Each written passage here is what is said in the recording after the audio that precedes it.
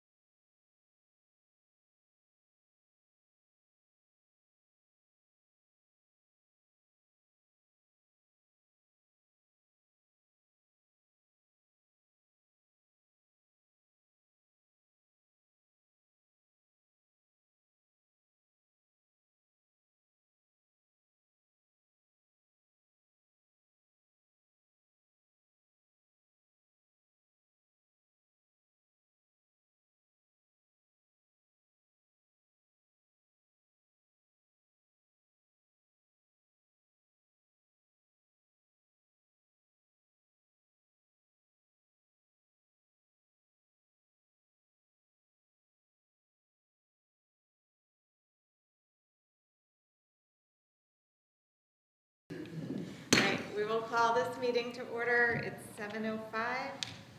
This is the regular meeting of the Seymour Board of Education. We'll start with the Pledge of Allegiance.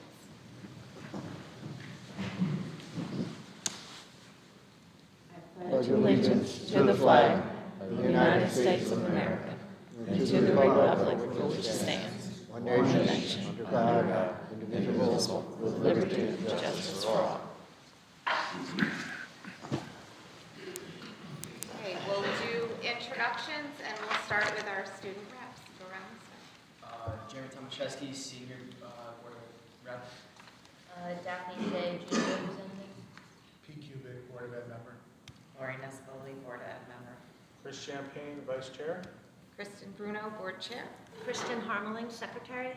Ed Stramell, Board Member. James Garofalo, Board Member. Stefan Bahuniak, Board Member. Dr. Compton, School Superintendent. Shannon Levy, Board Clerk. All right, we'll move on to our Seymour Champions recognition. The trait being recognized is aware. We'll start with Bungie School.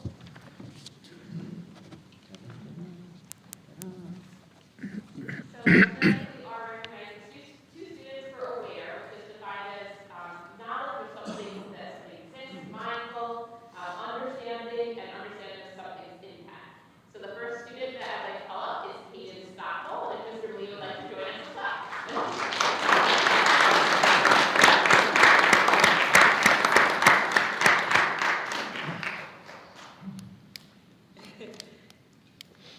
Hayden was nominated by Mr. May and is in Mr. Malia's class for this aware champion because he demonstrates situational awareness and helps those in need. He is mindful when people are not being kind to others and will try to step in or talk to an adult afterwards to help the other student.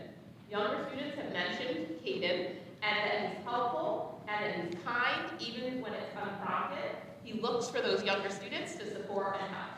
Hayden is also aware of his areas of growth and works hard to better himself. Hayden is empathetic, kind-hearted. He demonstrates awareness, responsibility, and leadership capabilities. Congratulations, Hayden.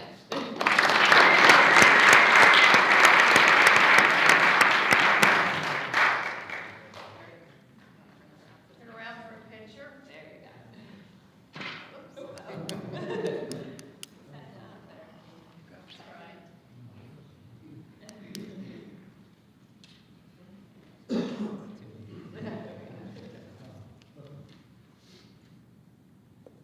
Parents, please come up.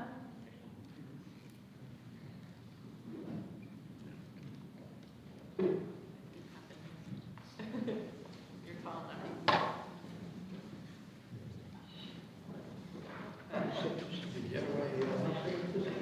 All right.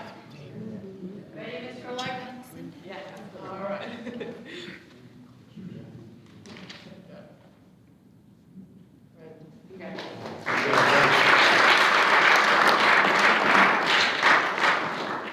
Our next student is also happens to be one of Mr. Leah's students. Mr. Leah nominated Charlotte Alvarado. Come on up, Charlotte.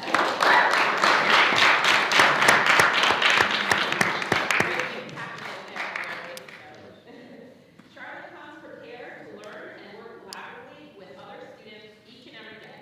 She listens carefully to instructions and then thoughtfully considers how to best use strategies to solve problems. During group work, she knows to work as part of a team. When she is sharing her ideas, she is polite and asks for feedback. When others are sharing, she acknowledges their ideas and is always looking to incorporate the group ideas into the final product. Charlotte always considers the present situation. This awareness guides her decisions and behavior. As a result, she is a role model to those around her. Congratulations, Charlotte.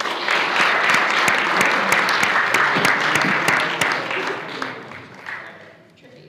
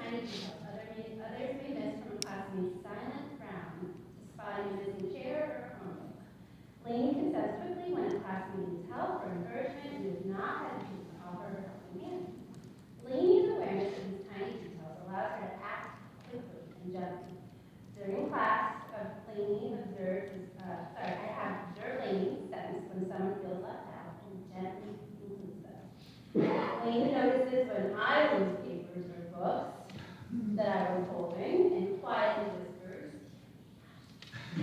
But it is not just her classmates that benefit from Lainey's awareness. Lainey's awareness helps her academically, as she notices patterns quickly when listening to the story or when she watches the words and solving word problems, and even catches her own confusion when she reads, pauses, rereads, without waiting to get lost. Lainey listens and watches and cares. Lainey is always aware of the world around her, and it is a skill that drives her to be her best self in and outside the classroom. Okay, let's get a picture.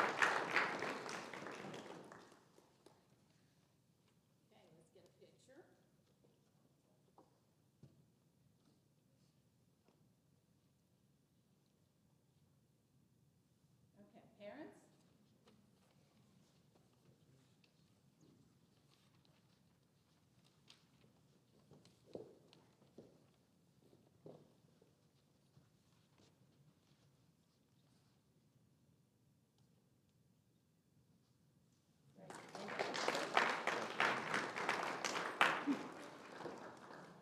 And for our second champion, we have a fifth grader, Addie Champagne.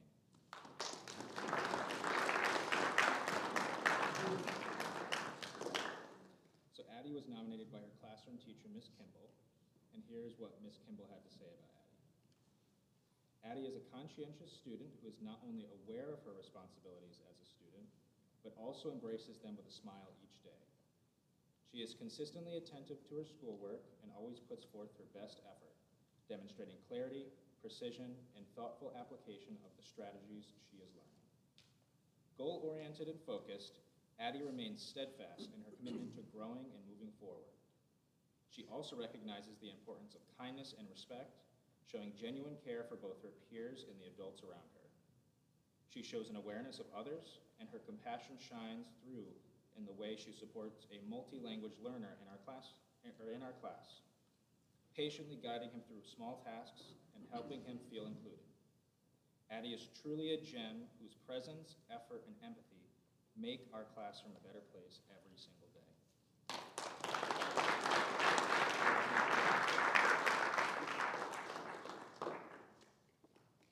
Do that again. No. I missed it. Okay, parents, grandparents, come up, get a picture.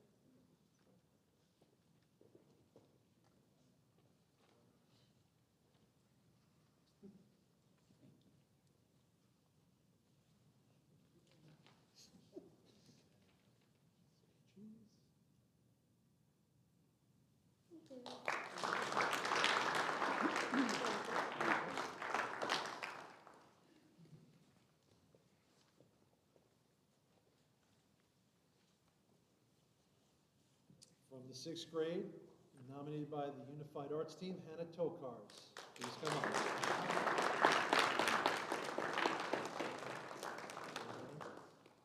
So Hannah was nominated by our 6th grade, she's a 6th grader, but she was nominated by the Unified Arts Team, and that's very impressive because the Unified Arts teachers in our school teach every student in the building. So to be nominated by the Unified Arts Team, especially for a 6th grader new in the school, still fairly new in the school, it's, I think, very impressive because they see every single student, and Hannah stuck out to them. Hannah truly embodies what it means to be aware. She consistently recognizes the needs of some of our students who require a higher level of support and understands the unique challenges they may face. Without ever being asked, Hannah steps in to support, include, and encourage others, showing mindfulness, empathy, and maturity well beyond her years. Her awareness extends to her classmates and teachers as well. Hannah notices when someone could use a helping hand, a kind word, or encouragement, and she acts on it. She reminds us that awareness is more than just noticing. It's choosing to make a positive difference. Congratulations. I'm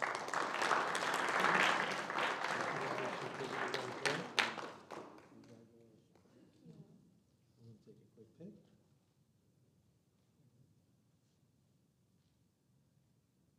Mom, Dad, Johnny, come on up.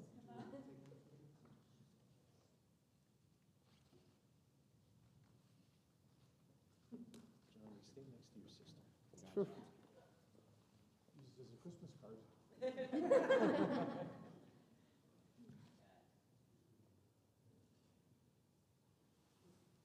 so much.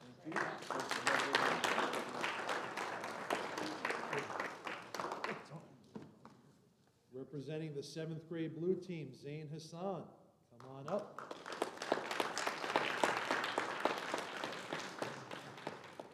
Zain is a 7th grader, represents the blue team, and his teachers told me when they were giving his nomination, he is one of the nicest students they have ever had. So here's what his, well, there's more. So here's what his teachers had to say. Zain is an excellent example of what it means to be socially aware within our school community. He is attentive to the needs and feelings of those around him, and he understands the impact of his actions and what that impact is on others. Whether he is offering help during group work, staying focused during lessons, or simply leading by quiet example, Zain consistently works to make our classroom a positive and welcoming environment. His maturity, thoughtfulness, and calm leadership truly stand out. Congratulations.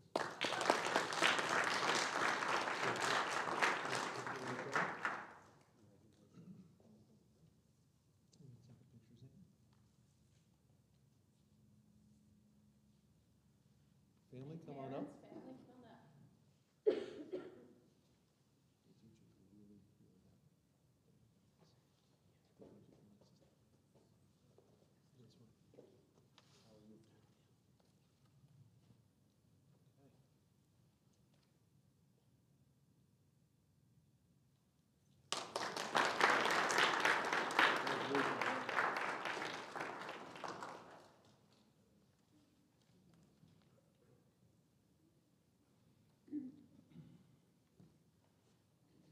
And for the high school, I'd like to call out senior Dijonay Watt.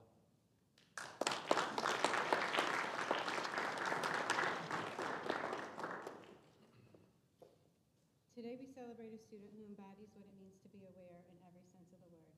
Dijonay is the kind of wildcat who always seems to know what's happening before the rest of us do. And she uses that awareness to lift, guide, and connect the people around her. Her teachers describe her as someone who is constantly in the know, tuned into the school's life, social dynamics, upcoming events, and even the subtle things that help a school community run smoothly. Whether it's expectations, activities, or issues that arise, you can count on Dijonay to have a thoughtful insight and accurate information. She navigates a diverse course load and participates in a variety of activities, and maintains friendships across many student groups, which give her a uniquely well-rounded perspective. As one of our honors students, if you need an answer, a pulse check, or simply the truth of what's going on, Dijonay is the person to go to. For her positivity, awareness, and steady presence in our school community, we are thrilled to honor Dijonay as this month's Aware Champion. Congratulations.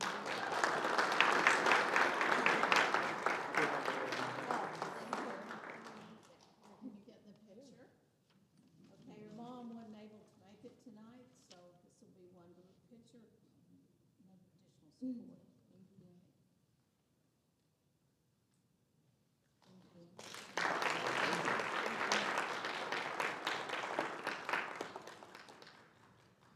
These next awards are truly great awards.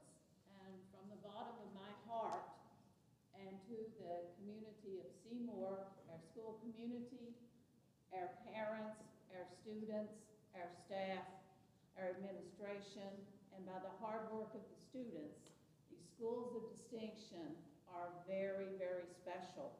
It's very special to me during my time to say that I have 2 schools that have been named by the Connecticut Department of Education as 2 schools of distinction. Was I ever so happy when I heard the news immediately, not only with the assessment report, but also with the pride of both principals. I want to say tonight that Chatfield-Lopresti, this makes the 3rd time, so congratulations to the Chatfield-Lopresti staff, and most of all, the administration, and to you, Mr. Olegna, as the former principal, being there being there all 3 years and during the past 15 years. So I just want to say this is a great celebration. Also tonight, an outstanding educator that is on the agenda tonight that will be retiring later on this year. I'd like for her to come up as well, Darlene Callahan. If you come up right now, because I think you might want to say something, but I want to say something about you, both you and Mr. Olegna. For over 3 decades, 38 and a half years, when you go out in February, as I told you in my office, what a legacy. This lady has been the language arts consultant for many years at Chatfield, but she started at Bungay School. And kudos to the former superintendent, Jean Capolo. What a fabulous hire. She started in 2nd grade, and she told me the story when she started out and was hired as a tutor, and she kept reminding that superintendent, I want to teach, I want to teach. Well, she finally got that call after the interview. She was getting the job. And for those that have been at Chatfield Lepresti, you know that she is all about books, she's all about literacy, and what a difference you have made. And I know that Mr. Olegna has sung your praises, and so have your colleagues. But truly, it's not every day a lady like this comes along. But what a legacy. We love you, and what would you like to say to the Board of Ed as well, and to I did prepare something, yes. Yes, so let's hear it. So I did want to say it's truly an honor to stand here after nearly 40 years of teaching. When I first began, I never imagined how quickly the years would pass, or how deeply this work would shape my life, or how many lives would touch mine along the way. It's been a privilege to serve this district, work alongside dedicated colleagues, and to be supported by a board and superintendents who truly value education and put students first. Most of all, I'm grateful for the thousands of students whose lives have touched my life over the years. They've taught me just as much as I ever taught them. They are the reason every day has been meaningful. They've been the heart of everything I've done. As my goal has been achieved, and I'll tell you about that later because I don't say retirement, my husband came up with, well, just say goal achieved. Your goal has been achieved. But I have a full heart. I'm grateful for the memories, the relationships, and the sense of purpose teaching has given me. Thank you for trusting me with this work and for allowing me to spend almost 40 wonderful years doing what I love. As I move on from this chapter of my life, I will close the same way I closed my letter of retirement to Dr. Compton. And as the saying goes, if you love your job or what you do, you will never work a day in your life. No truer statement has ever been made for me. So thank you. Thank you for the incredible experiences and the chance to be a part of this remarkable district for 40 years. I leave with immense pride and gratitude. I will cherish the memories and carry them with me into the next phase of my life. Thank you. What a difference.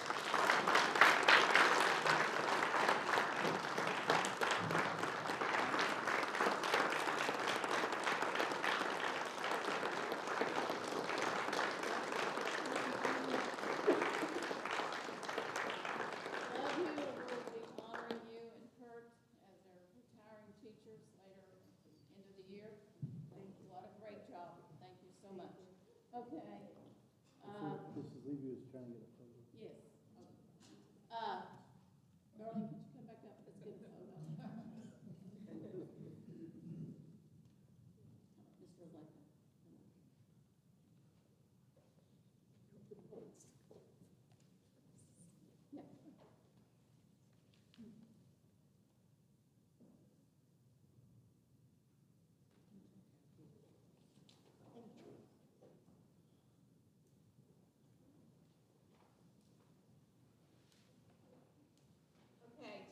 Banner night.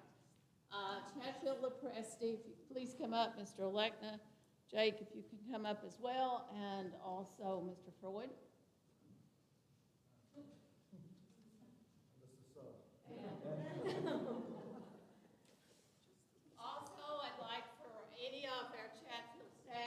teachers to come up as well, and our students. And we also have a former teacher who's now at the middle school who's been a part of this legacy. If you come up as well, Ms. Champagne. Our CLS staff, Darlene, come on up. All right. Our kids, our champions, if you can hold the banner.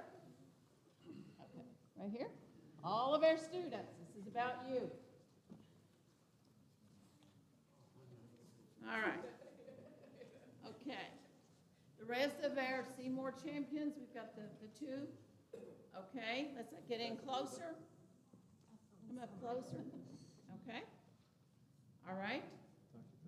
Go back a little so the camera's Okay. on. Okay. Go back just a little bit.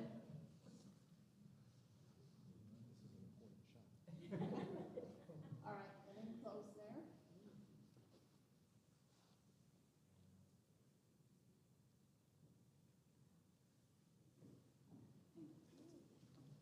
First Lake woman, would you like to come up?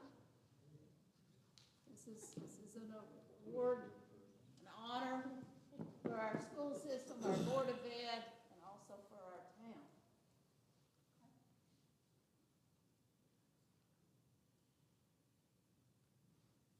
Okay, this banner's going to be added to your school. Okay? So great job. Awesome. Love it.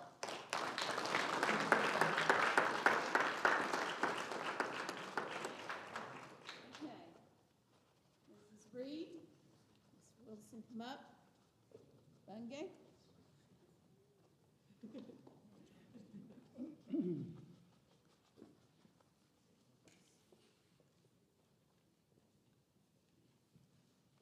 Shamella, you've also been a great part of the Bungay history as a former principal. Okay, if our Bungay students could come up. Anna, this is from last year. I think you should. Yes, know. come on up. Come on, Anna. Come on, you were a Bungay bee. Get up here. Come on. Anybody's a Bungay bee, get up here. Come on. All right. Mr. Malia, Mrs. Fox, And our staff, our teachers. Okay. Move in. Yeah, right there. All right. There you go. Okay, I'd just like to really, again, compliment. What a great job.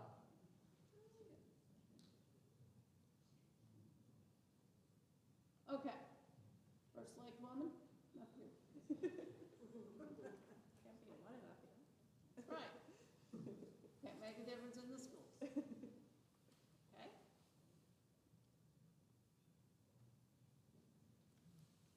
Thank you, Ms.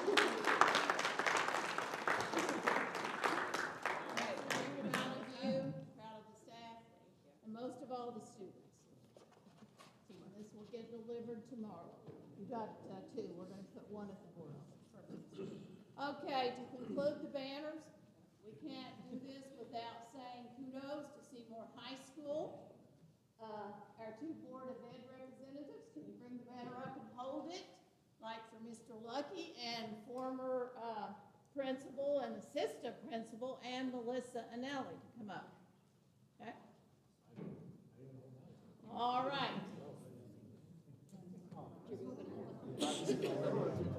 want me to hold it? Yeah, let's take it out. Oh, yeah. You can just hold it up there.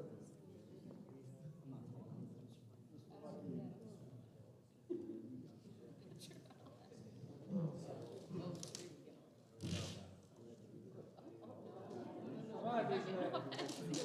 Come on. I see some other graduates out there.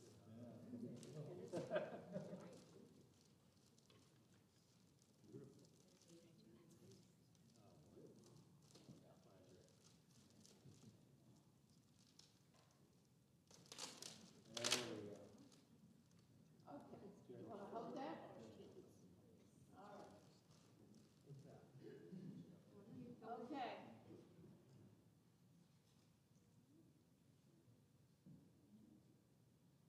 Okay, first select woman, over here on the end. Let's go.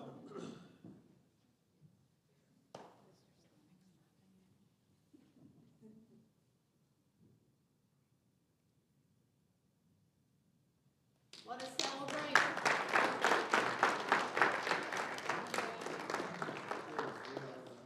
Yes.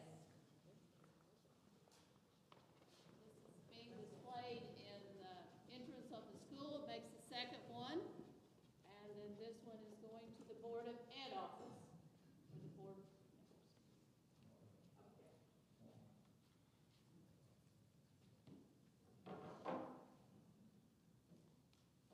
Thank you, Mr. Croy. You're welcome. Okay, we'll get the reports. We're back to our student reports.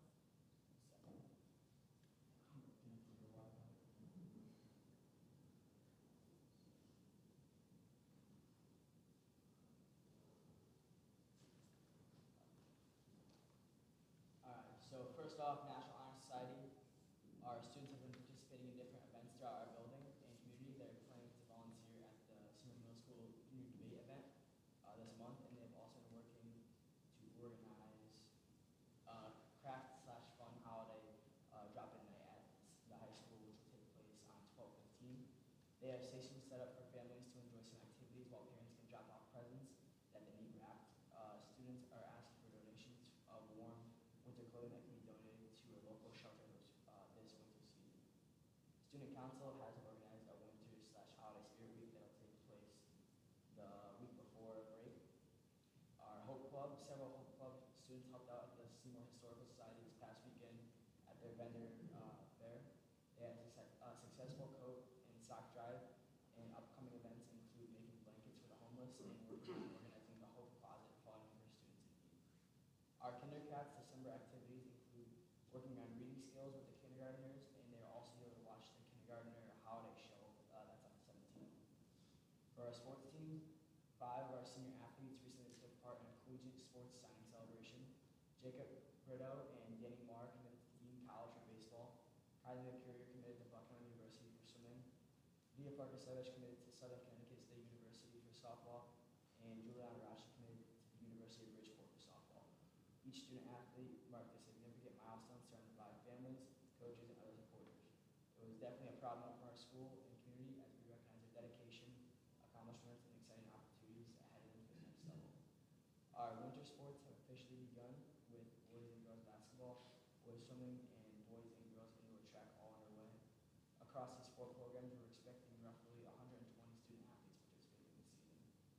Our football team recently closed out their regular season with an impressive 9-1 record and entered the postseason play against Minnesota this past week. They fell short, but there was nothing that they should be ashamed of, and only things that they can be proud of. This team was one of the most successful in recent Seymour history, and their run kept our Wildcat student section loud and electric every Friday night, and kept our school spirit high, which is still thriving at SHS, and the Cardiac Cats had a lot to do with that. Our yearbook club, the yearbook staff has just finished working on our spirit week and pep rally pages. We are beginning some fun senior stuff, senior siblings, senior portraits, and senior quotes. The art club has recently finished decorations for the Christmas parade float. The students will begin to create clay ornaments and trees to decorate the holidays, and some students have chosen to work independently on painting and other pottery endeavors. The chess club is beginning their season against Woodland and Holy Cross this week. They will be meeting them throughout the next few months for some over-the-board competition, and they will end their season with a tri-sport tournament on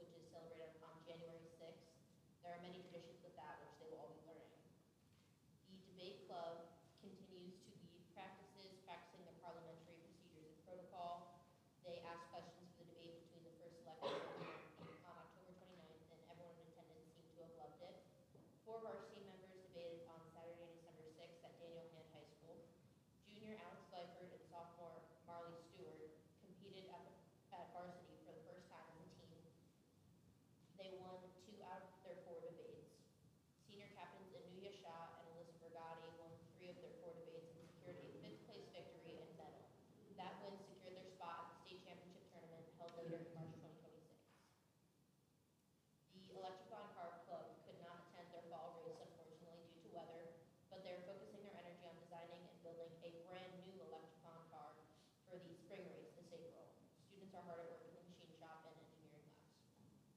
The robotics teams are in full swing and they're ready for their competition this Saturday at Massac High School. Over the past few weeks, some of their members have also presented to the SMS Robotics Club, as well as the second grade Oxford Brownie Troop to assist them in earning their robotics badge. The newspaper club, the editors have challenged the club to double their output last year and produce 6 issues. Amelia Cardona set the timeline at the beginning of the year, and they have strictly adhered to her plan and have produced 2 issues prior to Thanksgiving break. Print copies are emailed to all staff and made available in the cafeteria. They would like to be shared in correspondence with administration to reach a greater audience. FBLA had an incredibly successful launch to the Spirit Shop. The link to purchase items can be found on Seymour High School's Instagram page, SHS Wildcat CT, and they are working year-round to make the link more accessible to everyone. The Spirit Shop is open year-round and items will be added regularly, so please check often. The students learn real-world lessons related to the shop since it's student-run, including marketing their own items, cost analysis to price items correctly, and working with clients. The line dancing club has started leveling up.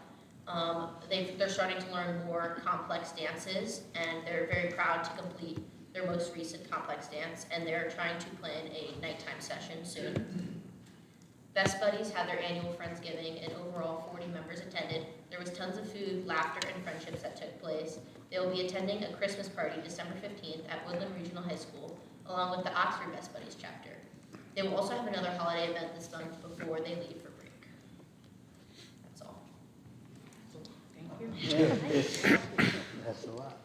Just to be reminded that the Spirit Shop, or FBLA set up and is doing, is the only official Spirit Shop. There's a lot of other companies out on the internet, and none of the proceeds come back to us. For our FBLA Spirit Shop, any of the property goes back to the school, and the students can decide how to spend that amongst their peers in the future. Are there any questions for our student representatives? No. All right. We'll take a very brief recess. Thank you, parents. I appreciate you staying over. Great job.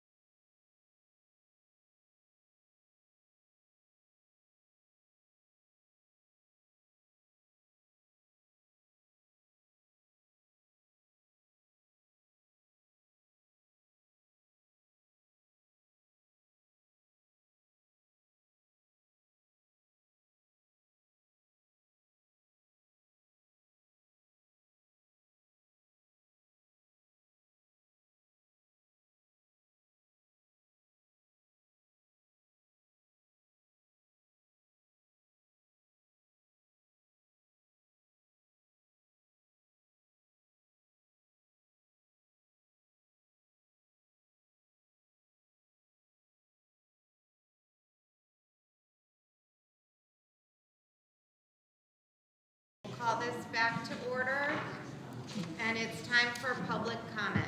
Is there any member of the public wishing to comment? Public comment going once. Public comment going twice. Okay, we'll move on to the consent agenda. Is there anyone that wishes something to be removed from the consent agenda? Yes, I would like item D, please, 4D. Winter athletic. Also, on the memorandum of agreement that Attorney Floyd Dugas prepared for us, you can either approve it there or you can do it under discussion and possible action.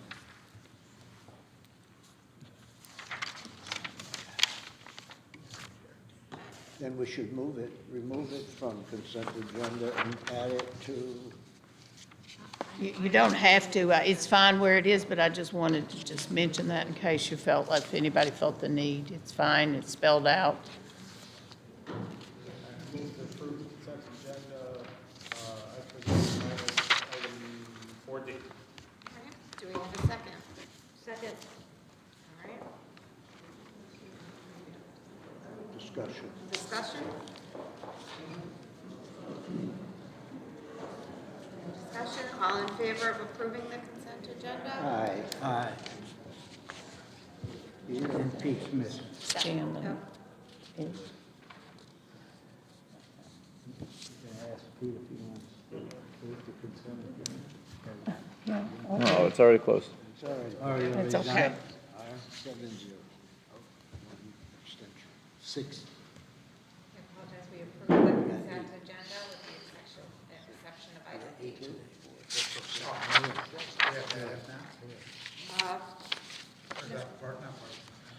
Nope, that was just the consent agenda.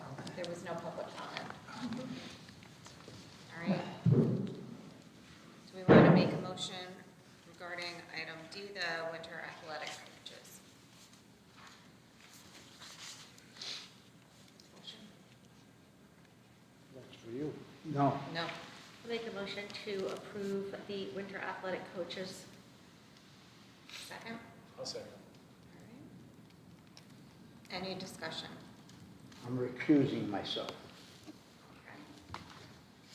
All right, so the motion for approving the winter athletic coaches, all in favor? Any opposed? And one abstention.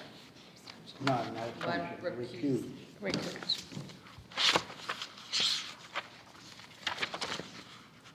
Next, we'll move on to reports. The Bungay Building Project update. Peter?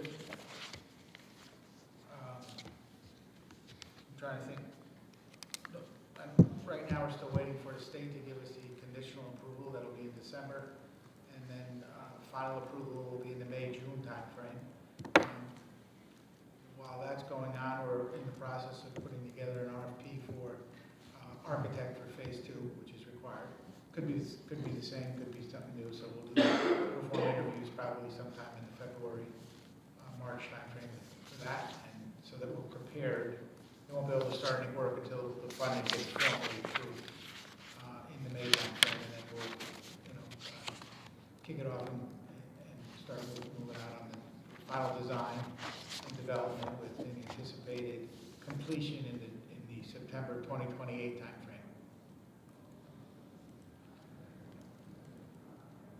Okay, when I was at the CABE conference, obviously there was a few architects that saw Seymour on my name tag, so I got some different cards and stuff, and I told them to look for the request for proposals and stuff, even to the point where I picked up a couple of brochures on furniture, things like that to share with the committee. But, obviously they were excited to see something from Seymour because they're looking for a job, the architects. But that was nice. Yeah. Any questions for the committee members? All right, we'll move on to the enrollment report.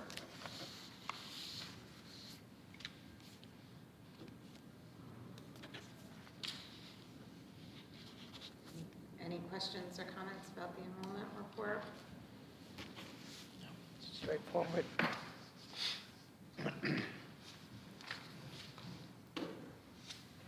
Okay. Dr. Boyle's special education report.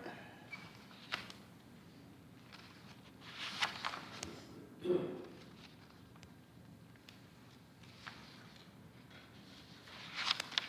right. The financial report. I do have a question that sort of combines the special education report and the financial report. I see we're running a deficit in the non-certified staff, and it's been attributed to the need to bring in paraprofessionals from an outside agency. So, I mean, as we think about the budget for next year, I know that the contract has been ratified and it's in play, but I just feel so strongly we've got to solve this issue. I need to have 4 paraeducator positions open in December, and to have a continuing rotation of paraeducators coming in from an agency, and they don't have a chance to get to know our students, our school, as well as an actual employee would. And we solve the substitute crisis by increasing pay. I mean, that's what you do. When you can't get people to fill a position, it's because we're not paying enough. So I would love to see some market analysis on what different districts pay their paraeducators, because I just don't think what we're doing now is sustainable, and it's showing in the numbers, right? It's costing us more to not have these positions filled than to pay more and have a steady staff that we can rely upon. I'd just like to, we'll talk about that in more detail. I'd just like for you to know that recruitment, it's an issue, not just here with Seymour, and I will show you that. It's throughout the surrounding areas. Not only is it teacher shortage, it's paraprofessional shortage, and also still having issues even recruiting substitute teachers. Right now, it's a shortage area, and it's tough. And the recruitment, we've got to continue to work on it. There's nothing like having our own paraeducators. There's not, but right now, it's what we're having to do in a crisis situation. So we're gonna think out of the box in some ways to try to recruit people. Remember, there's a requirement of 60 hours, and there's also ways with waivers. But we just gotta, the administrators and I will talk about it more, as well as Dr. Boyle, and we'll try to, we can compare some other places, but they are having the same problem. It's a Valley issue, it's a Connecticut issue. I'm just wondering if there's anything with, in the past, like they have like Kelly Services that at one time we and Aunt Sonia utilized. There are to other. get educators. Yeah, there are Subs other. we got. Right, there are other agencies besides Delta T, and we can talk more about that, but we're going to have to bring it back to you and do more research. But it's a problem, but it's also, it's a budget issue as well, and the contract has been ratified and whatever. It's not about just money, because we did do a good contract. It's just a situation when people get even better jobs, they leave. I'm very thankful for the great ones we have that have stayed. But it's something that we just need to continue to work on. And it's a good area to focus on, because they definitely impact our schools and our students. But we'll give you more information where we are. Again, at the Cape Conference, interesting, one of the booths was from the Connecticut Correctional Institute that had a booklet of the things they make from there, and they looked like the prices were decent prices. I talked to Mr. Bucci, and I thought that maybe if we didn't use it, and maybe our booster clubs could look at maybe getting their shirts and other things from there. I'm not trying to take business away from our local sports stores, but if this could save us some money. We're also starting our own sports store here at the high school, but it's another idea and another resource. I just figured I'd Yeah. share it. Yeah, it's good.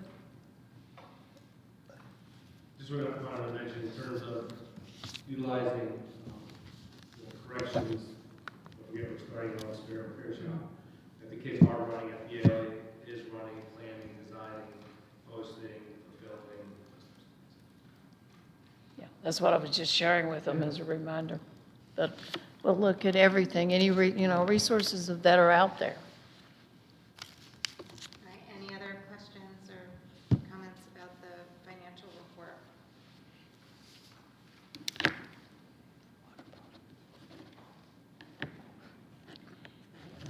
Moving to discussion and possible action, do you want to add some items to the agenda? Yes, I'd like to add an item F for discussion and possible action based on our curriculum committee meeting. I'd like to introduce 4 new courses for next year: Educational Pathway, Graphic Design, Matters in Science, and AP Business with Personal Finance. Do we have a second to add that to the agenda? Any discussion about adding that to the agenda?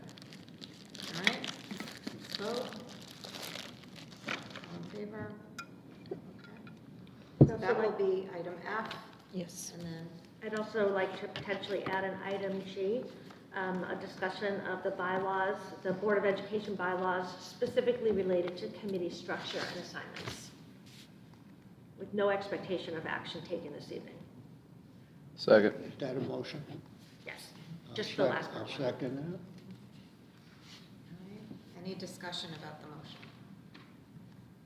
All right, all in favor?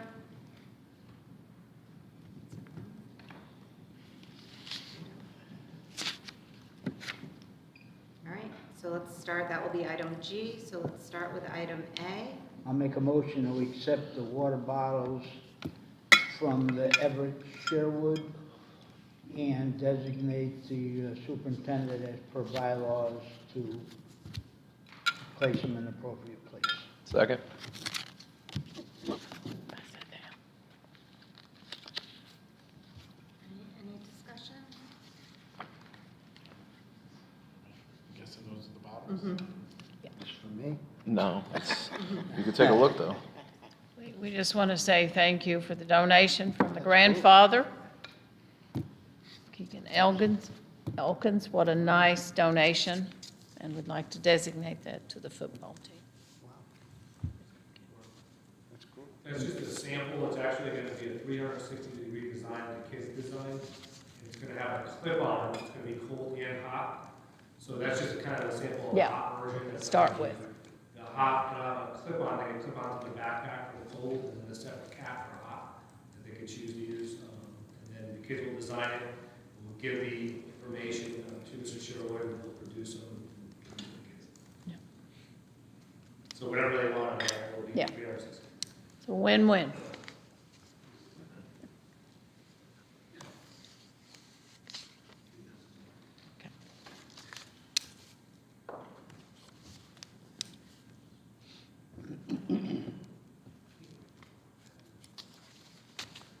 For everybody to have a chance to see.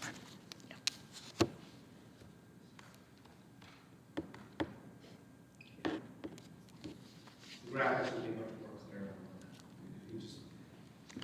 that. He called me last Wednesday and I said, I need something by the next day, a letter to give to you guys, so he just threw something up there quick. But he showed me samples and they're very close with graphics. For the kids design. All right, we'll vote on the donation, Yes. all in favor? Right.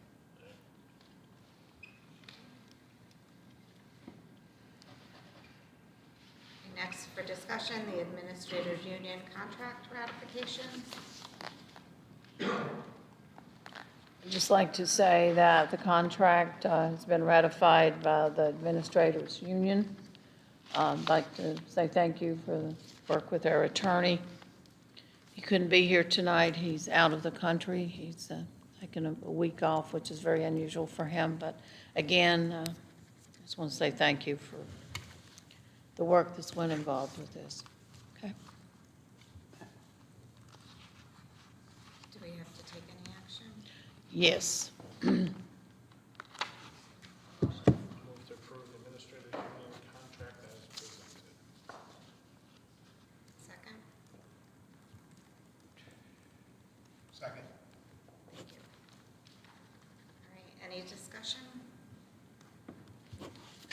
Could someone take us through the highlights of any changes? It's in the packet. Since the attorney is not here, it's basically laid out with the 3-year contract. You can open it. For the committee, it was a challenging negotiation. We reached agreement through mediation. Some of the objectives were to retain some of the new administrators that have joined us, and to keep the contract in line with some of the other contracts that we negotiated. It's all in your packet. Right, but the changes weren't highlighted. Yeah. I'll send you one with the red light. All right, any other discussion? We'll take the motion, we'll vote on the motion. All in favor?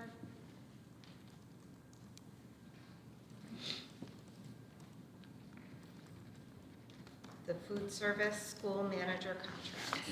Yeah, I have for each of the 4 schools, we did the one with the food service office, and these ladies had never had official contracts before, and it's very important that we do that.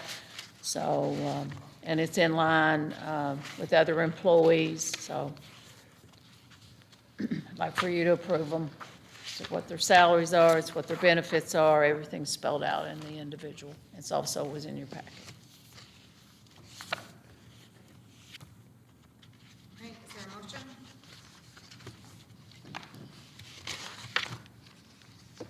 Take a motion to accept the food service school manager contracts. Second. All right, any discussion? Quick question. Have we, I can't remember, have we always paid their salaries, or has that come through the food service budget? I understand that the food service budget is still a part of the Seymour Board of Education. It's in a special category to its own, but it's still a part. It's audited, it's a part of the Seymour Board of Ed and the entire budget process. Cindy Brooks has done an outstanding job. Salvatore's done outstanding too in regards to making sure everything's in compliance. It's not a separate entity. It falls under the Board of Ed. For so many years, it was like a standalone island. That's not really the situation. They have to follow and adhere, as you know, to the state and federal guidelines, and with dealing with all the federal regs. There's a lot of red tape, a lot of stuff involved with this. They never really officially had contracts. They should have had contracts. But like you said, again, it was treated kind of so much individually and separate, and it's always been a well-run program. Have we started the process of replacing Cindy Brooks, advertising and that stuff? No, but we're going to start very soon after Christmas. Yeah. It'd be good for her to be able to train the person and right, as much as possible. Because she's been with us. Yep. forever and a day. And these were existing. Yes, yeah, they're existing positions, nothing's changed. They're each school nutrition managers for each of the schools. The salary's the same, it's just, they just need to officially have a contract like other people. All right, are we ready to vote? No. All in favor? Here's the copies. All right, next, the Seymour Public Schools, District 26-27 calendar. You may want to table this and wait till January. I've shared this with the union president. It's identical to last year's. As you look at the calendar, the whole layout, the whole format, I feel like it turned out well. Megan was pleased with it. We didn't send it out to everyone this time. There's always the discussion about spring break. And the problem is with spring break, you have 1 or 2 districts who does spring break early in April, and then you have 3 or 4 of the other Valley school districts who do it after Easter, after that holiday. So it's really best, we feel, in the proposal to do it afterwards. She's in agreement as well. Most of the school districts have decided we have Shelton and Oxford's on the same page as us. Sometimes Region 16 is not. I really truly believe that all of the valley districts ought to try to come together on the spring break. Because when you've got teachers or staff in other districts and their kids going to a different district, that's just something I've got to continue to work with my fellow colleagues. But I just think it's something that everybody needs to be on the same page.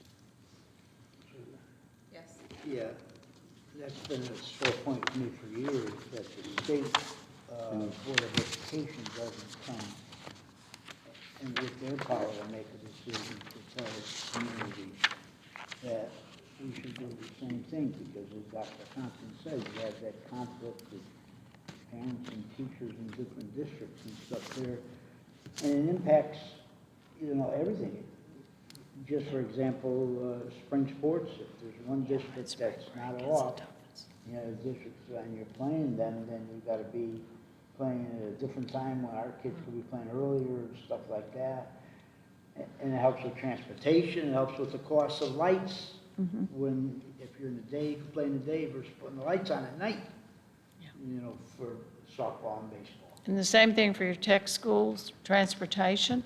It would sure be wonderful if the boards of ed and the surrounding, we could start with the valley and start with the Board of Ed talking to each other and trying to get, the superintendents will to go what the Board of Ed tells them, because it's you're right. You're the ones that approve the calendar. But it's just something, I think, too, Ed, you're on the regional, it's just something that really needs to be addressed. Yeah, we're going to be having a meeting coming up, and that could be one topic. Remember, we had the one meeting here where we could bring it up with the representatives if they come to say, get together at the state level and come up with it. Yeah. Or maybe even at least, like you said, the valley superintendents. As much as possible. Fairfield, all of that, it's just. Or the NVL. Yeah, that would be most crucial to start with. That would be another thing, but then you gotta, you gotta convince the Waterbury district, the Torrington district, and those, which are not really valley towns. But there should be more continuity to it. Yes. I'm just really happy to see that the PDs are on the same day every month besides November with Thanksgiving and April break. I know we've been trying to do that for. Remember, you've worked very diligently, Beth Sturiak, even Jay Hatfield, the entire board, and this is a work of your due diligence, and this is now where we have it, and the unions are happy with it, and especially with the teachers and better coordination, and the parents are much more pleased. Yeah. Yes, just want to offer a counter opinion to everybody having the same spring break in the state of Connecticut. That means everybody goes to the movies in the same week. That means everybody goes to the museums in the same week. That means everybody goes to the bounce houses in the same week. So there is a counter argument for not doing it. Okay. I also wanted to point out that we should probably have June 18th marked as a closed of school day in the event that we do go into the second to last week of June, because that is the day that Juneteenth will be celebrated. Right, and the holiday, and you all have approved to do so that for this year, right now so, not marked right, off. right. So if you decide to approve it tonight, if you want to wait till January, we'll make sure that that's in there, that does reflect. I'll make a motion to approve the Seymour Public School calendar for 26-27 with June 18th being the Juneteenth observed date. Yeah, that's great. Do we have a second? Discussion. Thank you, Kristen, that's good. I would just add, we're continuing with the day before Thanksgiving as a day Yes. that school's closed. Everybody's really loved that, and Kristen Harmley, that was your idea. It's going to be my legacy, I'm telling you. I Yeah, want it so back. the Wednesdays, yes.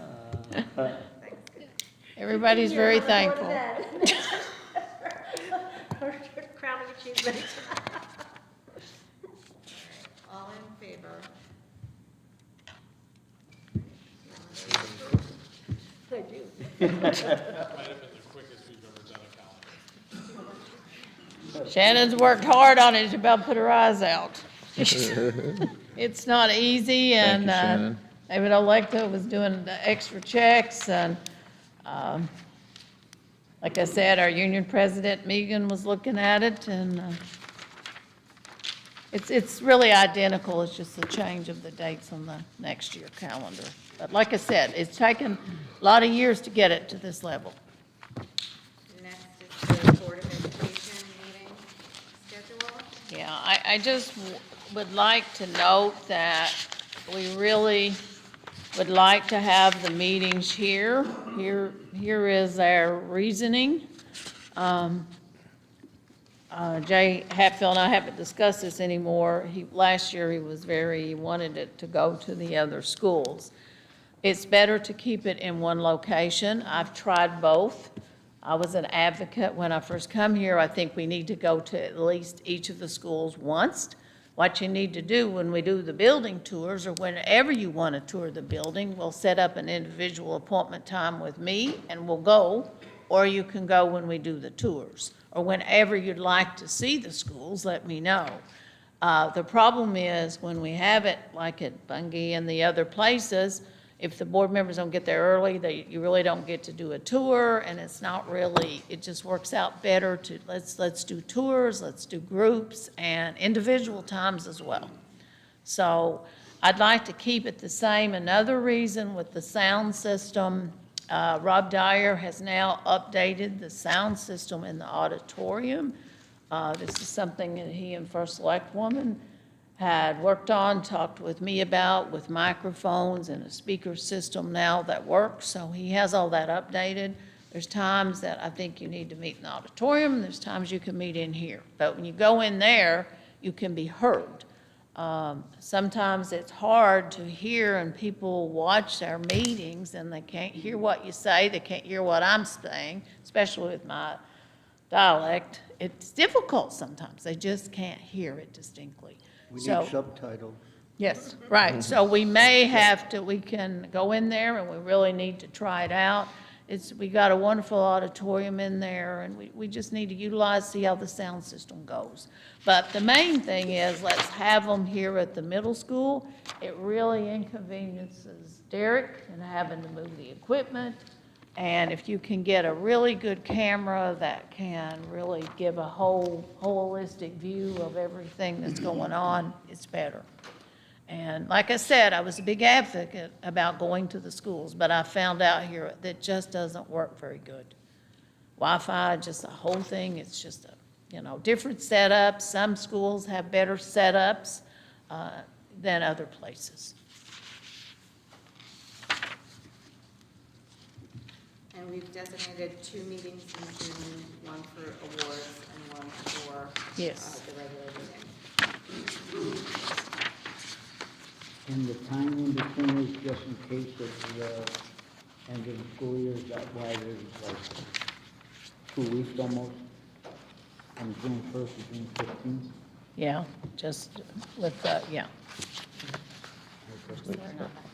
It's just not to have a burden on us, to have to have 2 weeks of meetings. Yeah, that's why we did the, The week in between is probably graduation. Well, that's yeah, what- right, and we'll have to, yeah.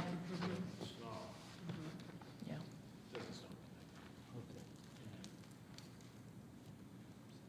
Right, do we want to make a motion on this? Oh, yes. No, I'll make a motion to approve the 26, 27 Board of Ed meeting calendar. Second. Sorry, I probably should have said this before. The finance committee meeting dates need to be rolled back 1 year. Okay, there's a Just mistake, yeah. with the, Yeah, so make that correction. Thank you, Stefan. Yeah. it looked a little strange. Yeah, yeah. I was just happy that they were on Yeah. Monday and not Thursday. Thanks for finding that. Yeah, with the corrected. It's been seconded, right? Yeah. I totally support having it on at the same location. I think we should always have it in the auditorium if that's a better sound system, but I'll just put it out there that my preference is to have them in the high school, because I really think the high school is the hub of the community and the heart of the school district in a lot of ways. So if we can work towards that or consider that, maybe someday when we get our great makerspace in the media center, it'll work for that. But I'm a big fan of having it consistent at the same location. Okay, any other comments, discussion? All right, all in favor of approving the Board of Ed schedule?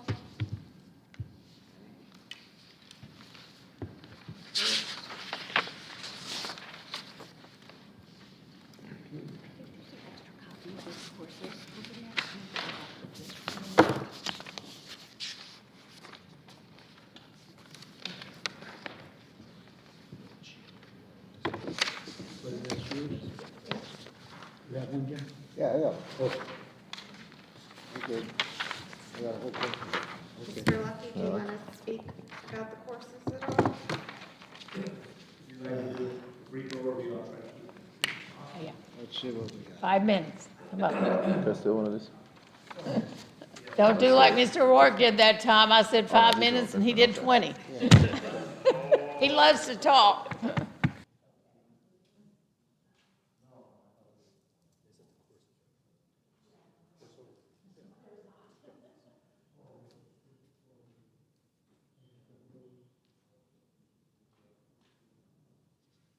Well, also, Shannon will scan these and send them to you, these course descriptions. We brought to the board curriculum subcommittee 4 different courses. The first of which is a UConn articulated course in education. So that students, we will start a pathway at the high school, so that students who are interested in education will be able to garner credits and do an internship at one of our 3 other schools in the district, as well as potentially shadowing in other districts that we've done some research with, which includes Amity High School. And in what? Not Bethany, not So that first course, again, is going to allow students to get in, get the UConn credit, go through the theories of education. The second half of the year, they'll spend as an internship, and they'll decide in December what they want an internship as. It doesn't necessarily have to be just teaching. It could be a social worker, it could be a school psychologist, speech pathologist. We had pre-meetings already with all of the administrators in the district, including Dr. Boyle, in order to make sure that we think we're capable of doing it, and everybody's kind of on board with that. Right now, we're going to try to implement, if you accept it, for next year with no prerequisites, just the upperclassmen. In the future, though, there will be prerequisites of courses that we already have, such as child development, which we already have, and psychology might be another prerequisite before being able to get into this. If there's enough students showing enough interest, we will add a course in the next 2 to 3 years in special education, which would be taught by one of our special education teachers. And then we would have a multi-course pathway for students who are interested in education. Any question about the first one?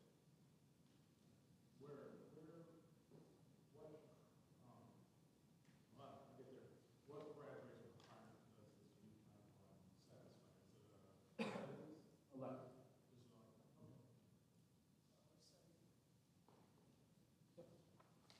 We don't anticipate any need of extra staff. We think we can flex. This is Heather Brown, is the teacher that I've been working with. She already does the kindergarten, so we already kind of have a precursor of this going.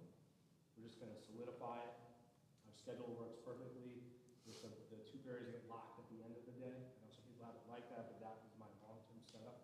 To have in situations like this where we can send the kids out who are seniors to do the last 2 periods of the day of internship opportunity. So this is the first kind of step towards that, and a step that we need because we all know the Shortage. how we suffered to gather teachers in education. And we've had really good success with bringing homegrown teachers back, and when they do in the classroom, it's absolutely amazing. So that's the goal. Any other questions regarding the education course?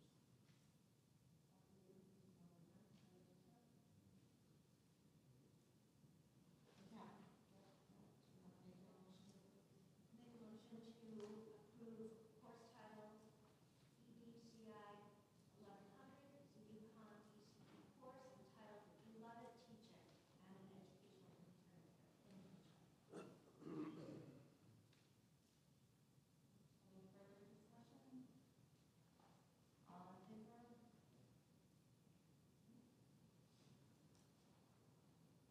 The second course that we'll take a look at is the AP Business with Personal Finance embedded in it. It's a new AP title that was just being offered next year for the first time. My 3 business teachers did attend the State Connecticut Conference for Business and Technical Education, in which AP presented about this course. Embedded in it is the personal finance. Currently, all students are required to take a half year of personal finance. We have a college level and we have an honors level.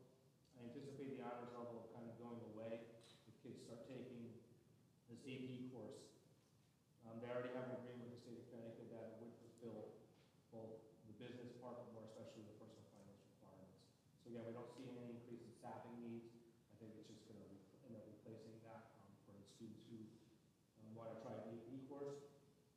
College Board initially is also recommending that it could be a 9 through 12 option, so it's one of these introductory AP courses. We're going to start at the 10th grade level. We are still kind of in discussions if we want to have a prerequisite either accounting 1 or intro to business, but I'm not really sure we're going to go that route. And if you just give me a little bit of time to think about that and still approve the course, that would kind of be great.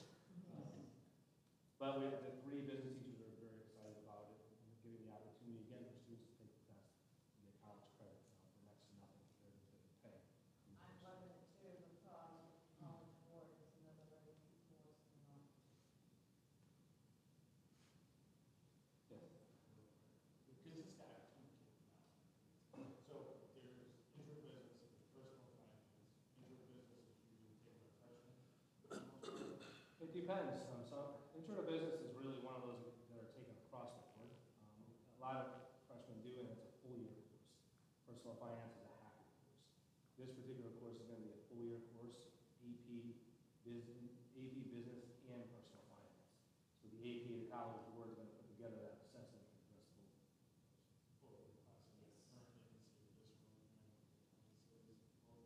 Or is it intro to business? I think intro to business will not go away. But I think they're talking about that's what they really want to do, but I have concerns about that. And when we're a small school, we have 3 teachers in there, and they cannot have more than 3 different preps at any given time. So if this course ends up being what we call a singleton, it's kind of on an island. It takes up one of those 5 different opportunities I could use that teacher, and then it limits what I could put them in because I can't over prep them. So I really have to think about it a little bit to see if that really is feasible. I've had a lot of experience in tech ed and business. It's always been my departments. I taught in the computer science, so I've taught an elective type of courses in which I watch enrollment wax and wane depending on what kids want, and it can become very tricky. So I just need to think about it a little bit more in terms of the prerequisite. Be very careful with that. Is there, has there been an AP for business without the personal finance, or is this the first time they've done it? We've had AP economics before, we can never get the enrollment. It's still on our course selection guide, we just never get enough kids to sign up. That's very different than AP for business, because I Very find much this a very odd combination, to be honest. Yeah. I don't know why AP would choose to do this. And I also noticed that there's nothing on AI, which is kind of shocking. Yeah. But they probably talked about this for 4 years, and we don't revisit anything, but I don't know, it's a little bit surprising. And I totally support it, but it's surprising. Assessment of College Board and the AP is something that's been being worked on for several years. They don't just have to be social. Right, I understand that. It was shared with the committee that the training for the teacher is free. If you start it next year. Any other questions? Your motion regarding this course? Make a motion. AP business with personal finance. Yeah. Any discussion? All in favor? The third course I'd like to introduce is graphic design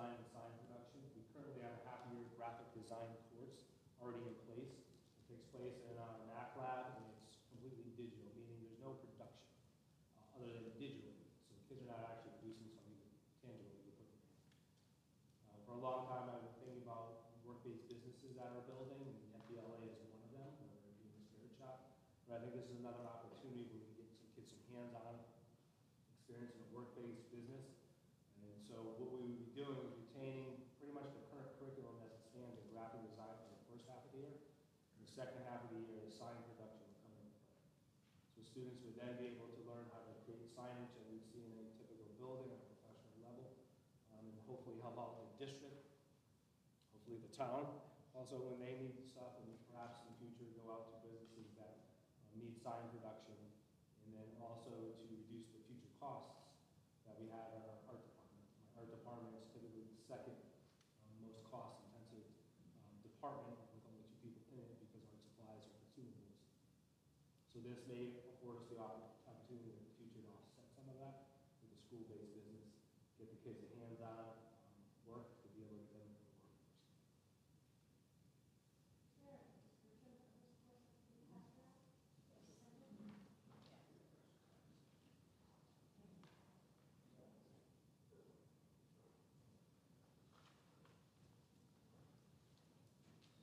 There would be a request, but I would be able, I believe, handle within my high school budget to purchase 1 more machine. We have 2 out of the 3 machines already in-house that we're using for other purposes, which is a large format printer and a large format lamination machine. We would have to buy what they call a large format cutter, approximately $3,500 to $5,500, but I do believe I can get it within the arts department budget that we currently have.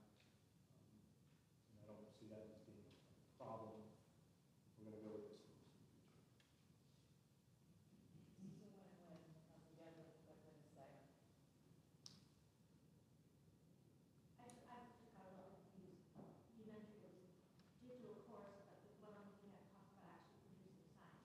Yes, so the first half of the year is digital, just like we currently have.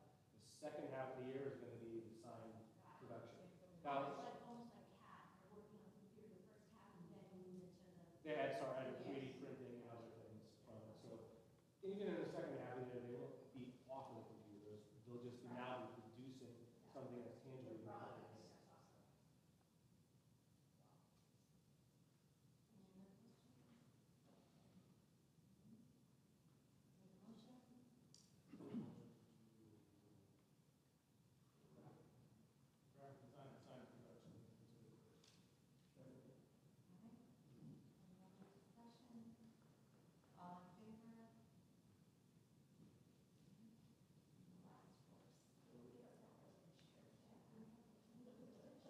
The last course is a science course. It's called Matters in Science. So already we're not happy with our NGSS scores, and that's a focus for us this year. And one of the things I've come to realize is that we have better part of 30 to 40% of our student body who doesn't take physics by the time they take NGSS, and there's concepts of physics not in NGSS. So the current progression of students who come out of the middle school who don't take algebra in middle school is general science, biology, chemistry. So in the 3rd year is when NGSS occurs, they never get physics. So this course is actually a mixture of chemistry and physics. So what we would propose for this course, typically a student who doesn't have algebra 1 in the middle school would come to us, take general science the 1st year just like they do now, bio the 2nd year just like they do now, but the 3rd year they would take matters in science, which would give them that blend of physics and chemistry, which are the necessary standards that are on the NGSS before they take it. This is a really good recommendation. A lot of other states have done this. We did this in New Jersey. Dr. Hodgepodge really strengthened with having the physics chemistry part. It's just a better way of combination of everything with science that meets the standards. And then students would still have senior an opportunity to take physics if they want, chemistry if they want, environmental science or any other. Yeah. Or they could take them simultaneously.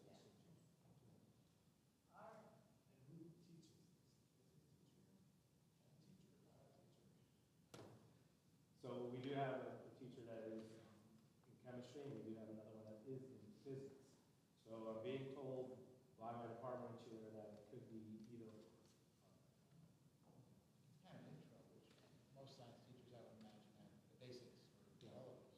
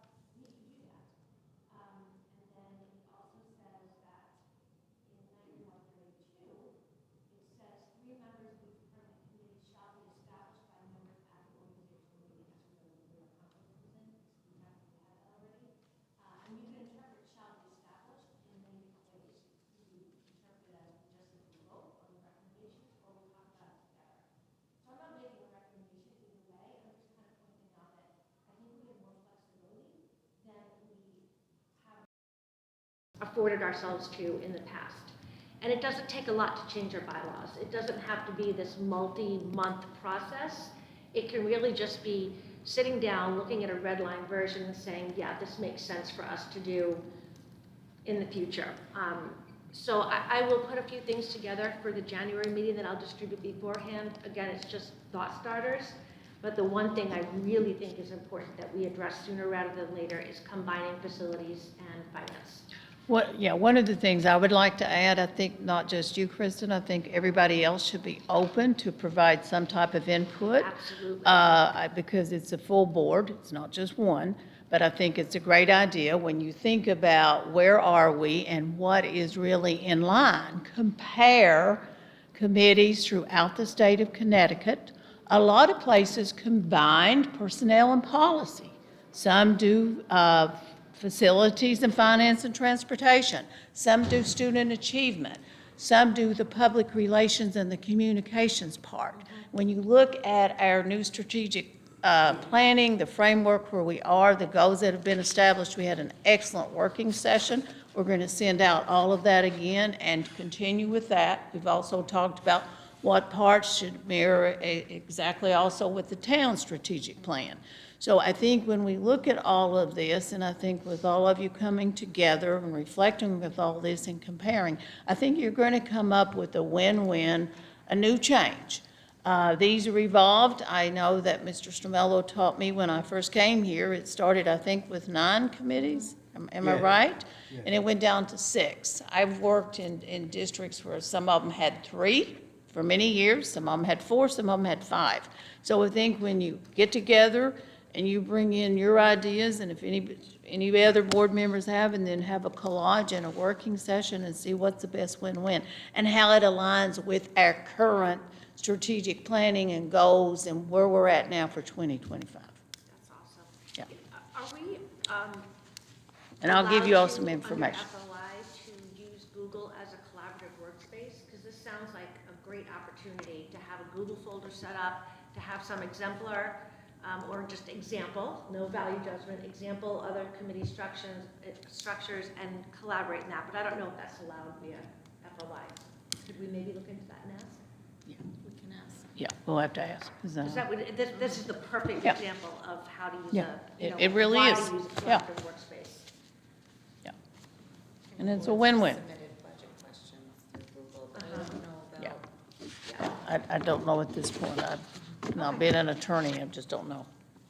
We can ask whether, or having an ad Yeah. hoc committee meeting or something Yes. like that. So thank you guys for adding that to the Yeah. agenda.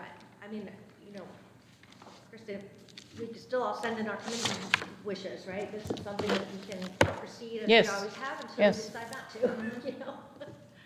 There's a lot of ideas out there. There are a lot of places that, as I've looked, I've Googled a lot of different school districts and also how I did it in the New Jersey districts, but there's a lot out there, and what is current, what's the best way to go? But it's going to take all of you coming together and making it adaptable. Just one thing, if we're keeping notes, I believe it's 9121, which is the duties of the chairman, says that you do appoint the subcommittee, so if we were to make the policy changes, we would have to. Yeah, you'd have to go back to So that. another conflicting one. What number was that, Chris? 9121? Yes.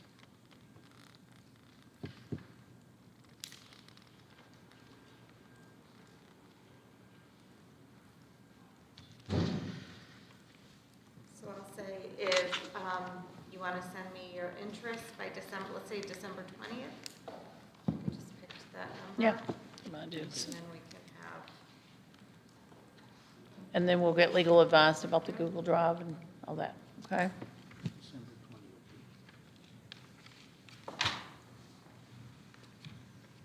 right, information.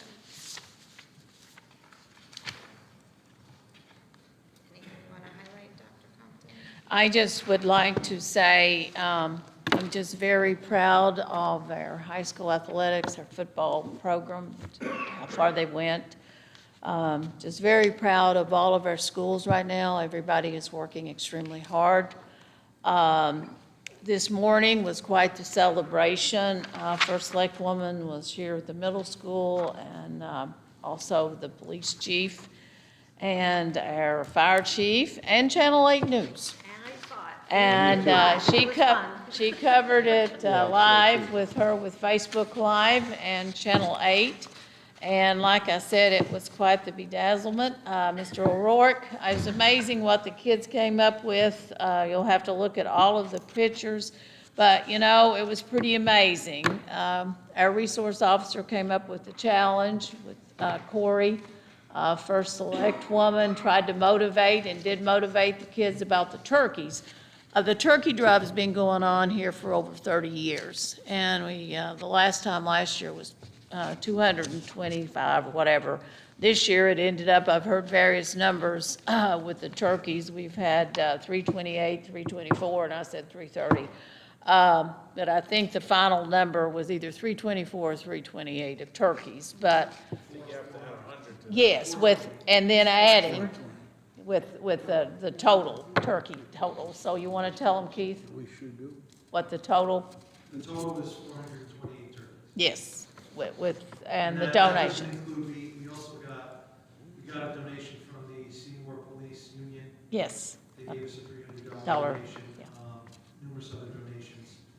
Fed every family within our building, and I know some other schools got turkeys too, and there were turkeys to spare for the upcoming holidays too. Well, it just really worked out with Thankful Thursday, and First Select Woman came to do kindness, and she had an opportunity to speak to the 8th graders and to the school, and it really worked out well. It's been a great success, and it was just wonderful. And the kids were so proud today, and they were so proud to get to do the bedazzlement, so it worked out great, and quite a morning.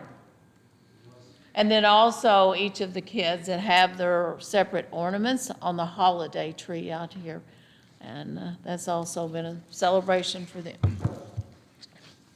A lot of good collaboration.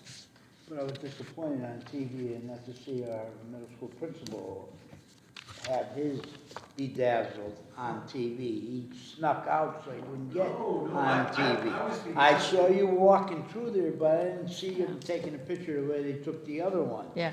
I was in the second wave. I was in the Oh, second okay. wave. Mr. Nimitz and Mr. Yeah. You mean they edited it? They edited you out? They were here for the first wave. Not the second There were part. two And sessions. then they left because they had to go to Okay. production. Yeah, Actually, yeah. they had a deadline, but I was in the second wave with Mr. Stacy, Mr. Nimitz. Okay. Coach Garfield did it, Chief Edwards. Yeah, I saw them on TV, yeah. And we would have never gotten as many turkeys as we did if not. Yeah. First Lake Woman, would you like to say anything? You had quite the morning, the kids loved it, and you sent out that challenge, and they rose to the occasion. Well, next year it's polar plunge. Yes. You shaved my head all day long. 750 turkeys for the polar plunge next year. Yeah. Wait, if we get 750, you're jumping in high school water? Yes. No, the fire department's gonna give us unnecessary 2,000 gallon doses. Right. It'll be cold. They're testing tank. Very cold, yes, for the fire. Yeah, she does have that tank. Yeah, she has the actual tank, so. 1,000 turkeys, I'm gonna lose some. Yep. But, we're not gonna go there. We don't have enough freezer space, I think, for it. yeah, but just,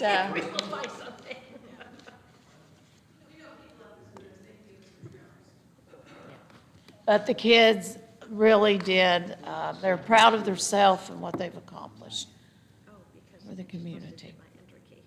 Yeah.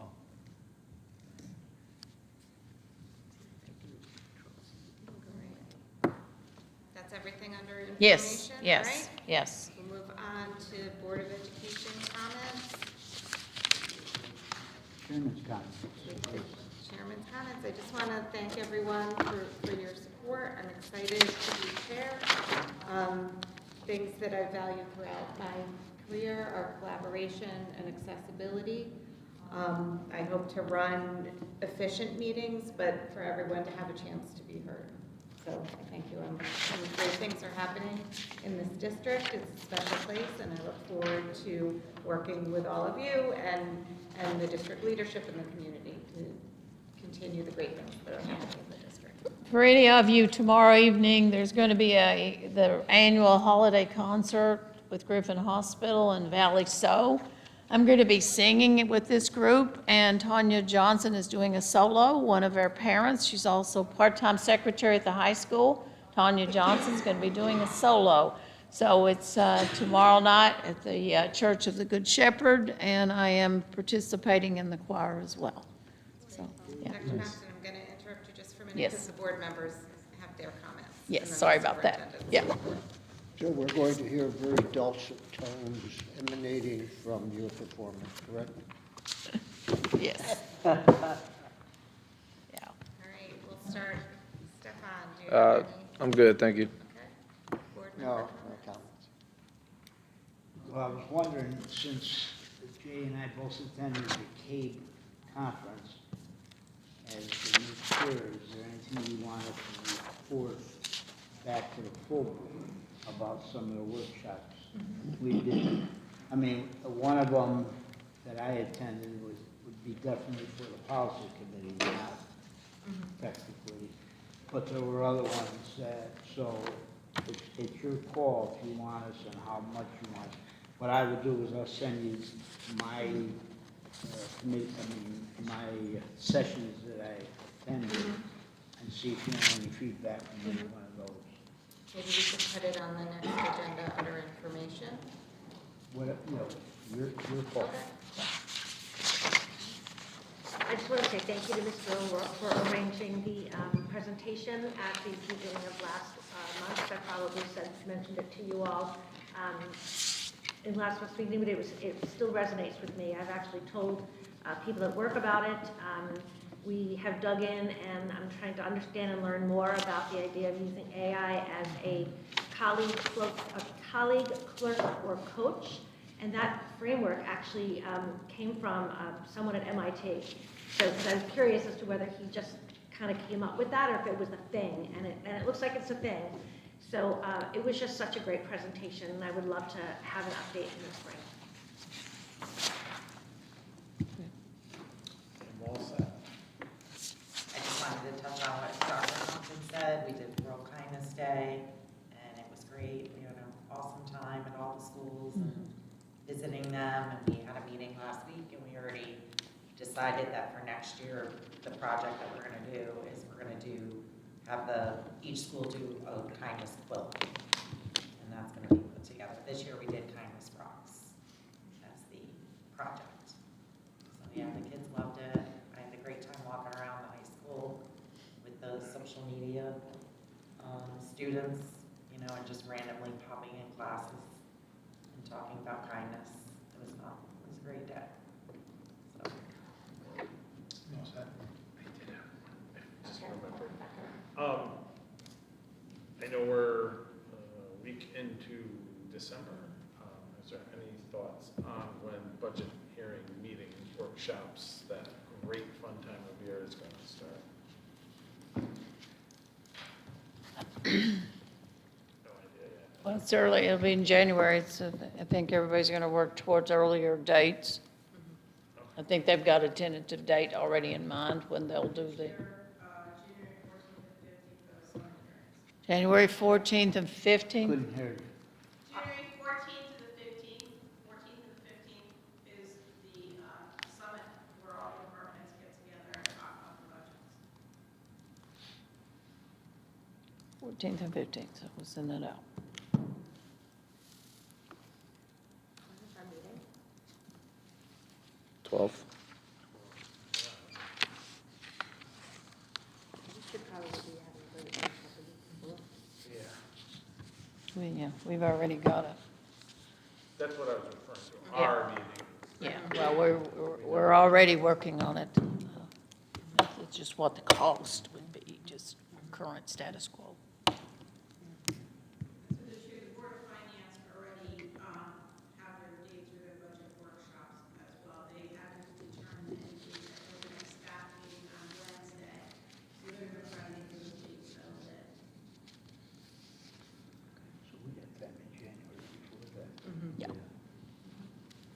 will of the board is to have a budget workshop. Working session. Before the. Absolutely, before the other. meeting, right. Yes, you'll have to. Superintendent's report. Yes, I would just like to state that this past Friday evening, I came over to the bonfire here at the middle school and such enthusiasm. Stayed a little while, it was cold, but if you were up near the fire, it was okay. So I was just glad to come support the kids, support Mr. Rourke, Mr. DeStacy. I thought it went really well. They had s'mores for everybody. They were giving me s'mores as well.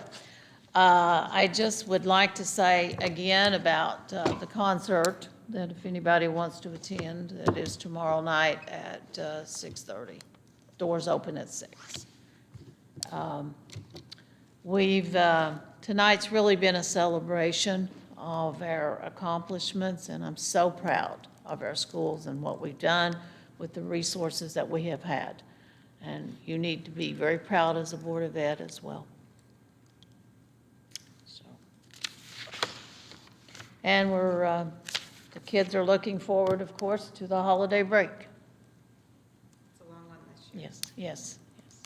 December the 23rd will be early release, and so it's going to be just, days are going fast.